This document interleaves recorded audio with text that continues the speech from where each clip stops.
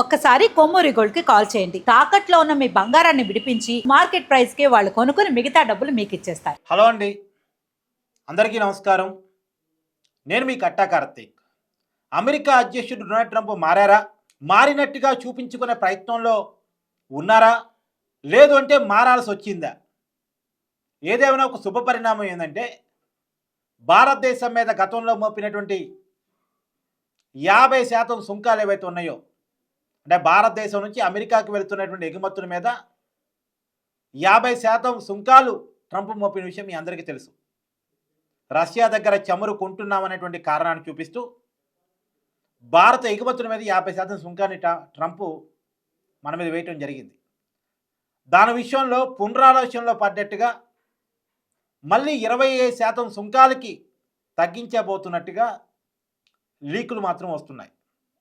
రియాలిటీలో చూడాలి, 50% ఉన్నటువంటి సుంకాన్ని 25% తగ్గించబోతున్నట్టుగా సంకేతాలు వస్తున్నాయి.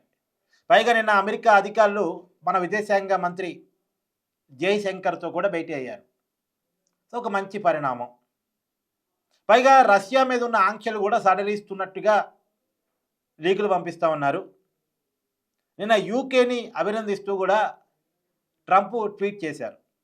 సో అన్ని దేశాలతో తనకున్నటువంటి గ్యాప్ను తగ్గించుకునేటువంటి ప్రయత్నంలో ట్రంప్ ఉన్నారా? దీనికి కారణం ఏమై ఉండొచ్చు అని ఆలోచిస్తే, మొన్న దావోస్ వేదికగా ట్రంప్ విధానాల మీద యూరప్ తిరగబడింది. అమెరికాకి మేము బానిసలం కాదు, అమెరికా చెప్పినట్టు వినాల్సిన అవసరం లేదు, అమెరికా కనుక మా ట్రేడ్ మీద, మా స్వేచ్ఛ మీద ఆంక్షలు కనుక విధిస్తే మా ట్రేడ్లోకి ఎవరిని ఎలో చేయాలన్న విషయంలో కూడా మేము పునరాలోచించుకుంటాం, మా దగ్గర కూడా వజ్రాయుధాలు ఉన్నాయి అంటూ అమెరికాకి ఒక రకంగా వార్నింగ్ బెల్స్ పంపించారు. యూరప్ కంట్రీస్ అయినటువంటి ఫ్రాన్సు, జర్మనీ, డెన్మార్కు, బ్రిటను, ఈ కంట్రీస్ అన్నీ కూడా ఒకే ఘాటున స్టేట్మెంట్ ఇచ్చాయి. ఒక రకంగా నాటోలో చీరుకొచ్చిందా అనేటువంటి చర్చ కూడా జరిగింది. నిజానికి అదే రోజు ట్రంప్ దావోస్ వస్తున్నారు.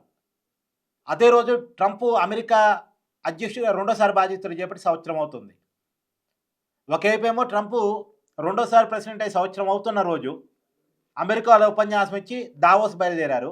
దావోస్ వస్తున్నారు అనుకోగానే దావోస్ వేదికగానే యూరప్ కంట్రీస్ ఈ స్టేట్మెంట్ ఇచ్చాయి.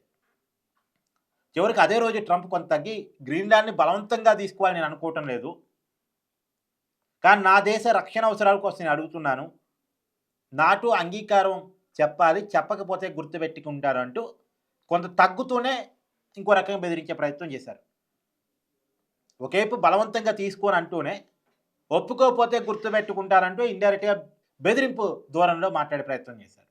ఏది ఏమైనా యూరప్ కంట్రీస్ తిరుగుబాటు తర్వాత, ఎందుకంటే అమెరికాకి ఎప్పుడూ అండగా ఉండేటువంటి కంట్రీస్ యూరప్, సోవియట్ విస్తరణ విషయంలో కావచ్చు, ఉక్రెయిన్కి మద్దతు ఇచ్చిన విషయంలో కావచ్చు, ప్రపంచంలో ఏ పరిస్థితుల్లోనైనా అమెరికాకి అండగా ఉన్నటువంటి కంట్రీస్ యూరప్ కంట్రీస్.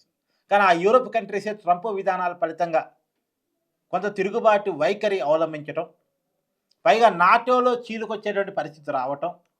నాటో అంటే అమెరికా, యూరప్, ఇంకొన్ని సంయుక్త కంట్రీస్, అనుబంధంగా ఉన్నటువంటి దేశాలు, ఇవన్నీ కలిపి కామన్ రక్షణ వ్యవస్థగా నాటోని పెట్టుకున్నాయి. కానీ నాటోలోనే ఒక దేశం మీద మరొక దేశం దాడి చేసే పరిస్థితి కదా. గ్రీన్లాండ్ కోసం డెన్మార్క్ చేతుల్లో ఉన్నటువంటి గ్రీన్లాండ్ కోసం అమెరికా వెళితే, అలా ఒక దేశం ఇంకో దేశంలో ఉన్నటువంటి భూభాగాన్ని ఆక్యుపై చేసుకోవడానికి ఎందుకు వస్తుంది కదా. దాని మీద డెన్మార్క్ కూడా గట్టిగానే స్పందించింది.